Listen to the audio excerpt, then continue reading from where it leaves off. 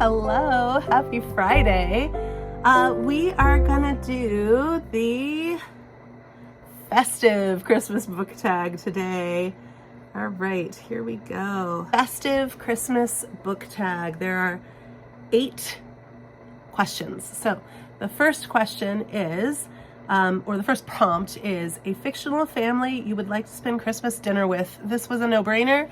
I would love to spend Christmas dinner with the Austen family of Madeleine L'Engle's Austen Family series.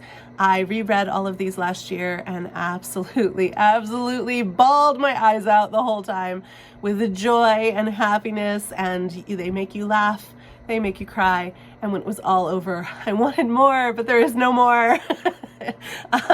Absolutely love this series. If you've never read it, you really should. She wrote it over the course of many decades. Not that much time passes in the books for the family, but you can tell like the influence of the changes in the world upon Madeleine L'Engle as a person and as an author, and the ideas she's dealing with. This first book in the series is very much just a slice of life, like late 1950s, early 1960s family story about a girl who has to join the family, take refuge in the family for a while because of a death, and how she has to process that. She is a little bit mean, she's a little bit of a liar, she has a lot to deal with. By the time you get into the middle of the series, there's like genies and magic, and so things kind of change. And then the very last book in the series is very much an espionage tale with the villain having some kind of connection to like the Russian mafia.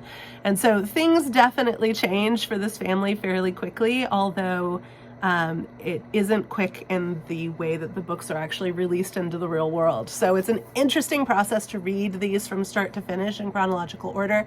They feel very much cohesive and at the same time very different from each other. So highly recommend this series. Love that family. Would love to have Christmas dinner with them. A bookish item you would like to receive as a gift. I mean, any bookish item. My sister just gave me the most beautiful for my birthday. She gave me the most beautiful paint by number of like a chair with bookshelves and stuff, and I'm really excited to be painting that. It's gonna be really lovely. I also, last year, she gave me, you know, those little like jewel things. Like sometimes they come in whole posters or paintings, or sometimes they're just bookmarks, and these were like little squares that you put on the corner of your books, and you could decorate them with the jewels beforehand. So that was a great bookish gift. I have had kids give me handmade bookmarks, also a great bookish gift. I love bookish gifts, anything bookish. I have a brand of perfume that I love. It's called Book, and that would be a great bookish gift. It doesn't smell like books, but it smells nice. Yeah, I mean, books themselves would be a great bookish gift for me. I don't know. If it's bookish, I'll take it. It doesn't matter what it is.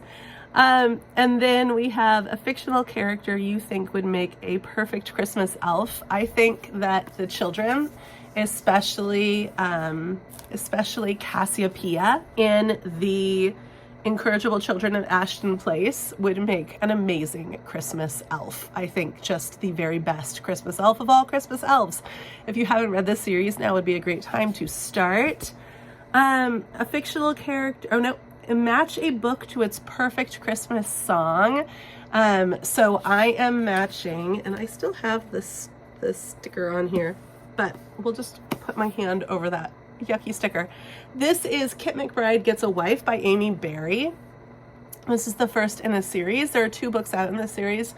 Definitely enjoyed this first one a whole lot more than the second one, but in this one you have a girl, she's like 13 or 14, and she really wants a mom. She's kind of doing all the mom things for her big family of brothers, and so it's the wild west, and she puts an advertisement in the paper for a wife for her older brother Kit. He doesn't know that she does this, and I am pairing this with All I Want for Christmas Is You.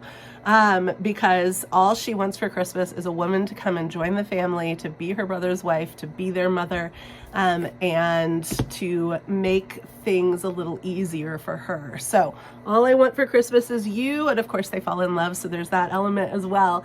But I'm really thinking about the perspective of the young girl. Bah Humbug, a book or fictional character you've been disappointed in and should be put on the naughty list. I was really disappointed in this. I had never read a book by this author before, and I was really excited to read this. It's so highly recommended by so many people.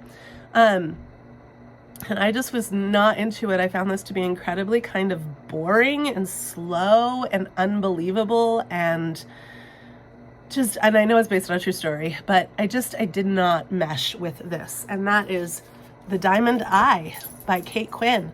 I keep meaning to put this in a little free library. I do not ever think that I want to read anything else by this author. And I really don't think, although I do have another Kate Quinn on my shelf, which I probably will try to read. But I don't think that she's an author for me, or maybe just the story wasn't for me. I did not like this book. It was a struggle. I kept waiting for the like, ah moment. I can't make that sound. the like dawning of the light moment, and it just never came.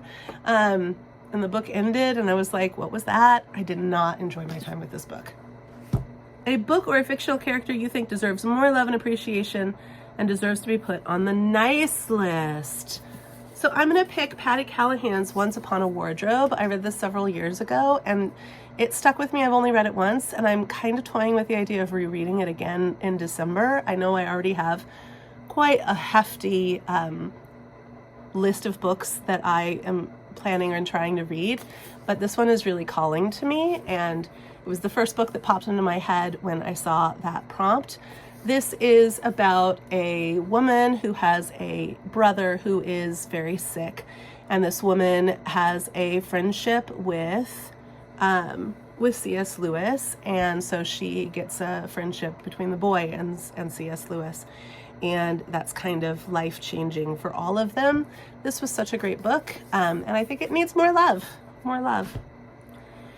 Red, Gold, and Green, a book cover that has a wonderfully Christmassy feel to it. I'm going to pick a ringer. I'm going to pick one that nobody could deny.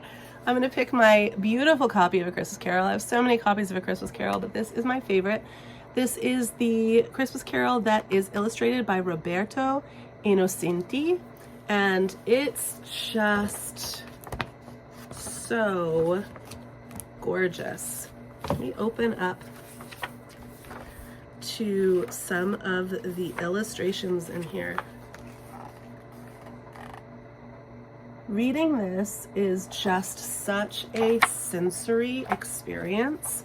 Some of these pictures I wish that I could frame. They're so beautiful, and it just feels like such a joy to read and to look through this. And I did have a flip through, because each year I usually listen to A Christmas Carol, but I did have a flip through of this as I was listening to A Christmas Carol this year, and what a delight that was. I have glitter in here. I don't know why I have glitter in here. It's not supposed to be glitter, but if you see any little glitters, that's because I've got some glitter in here. I must have put a card in there at some point. But yeah, this is just one of the most beautiful books that I own, and it is a joy to read through it every year. I see something new in the images every year. Like, that is an adult picture book right there, and it's a thing of beauty. And then finally, a book or series you love so much you want everyone to find under the Christmas tree this year so they can read it and love it too. I'm going to go with book series I've already mentioned this week, but I don't mention it often enough anymore, and that is the Irish Country Doctor series. You could tell that Lola has also enjoyed some of the books in this series. But this is just such a wonderful, wonderful story of two doctors living in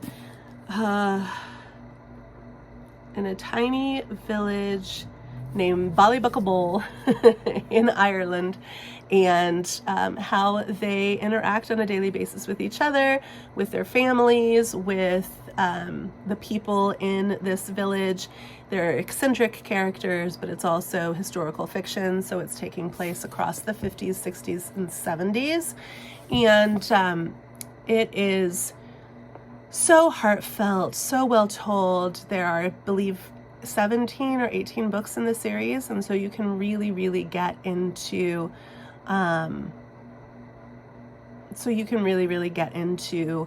these characters. Like, you could settle down into them and you could be with them for a really long time. When I read this series, I fell so in love with it that I read the entire thing in a year. And I would like to reread them all again, but this time in a much slower pace. I think it's totally fine to do it in a year, and it felt good to me, and I was doing it then and I loved it, but I would like to reread them soon and in a much more deliberate fashion. But if you are a fan of Call the Midwife or Doc Martin or any of those kinds of British like slice of life shows, then I highly suggest that you try an Irish Country Doctor series. They are funny and heartfelt. Some of them are quite sad. Some of them have like magic in them. Some of them have war. Some of them go, flashback to the far past.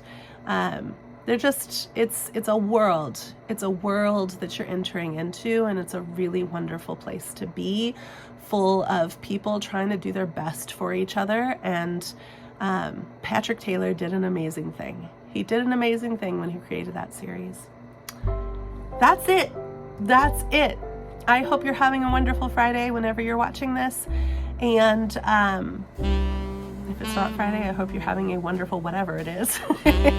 And let's go read. I'll see you tomorrow.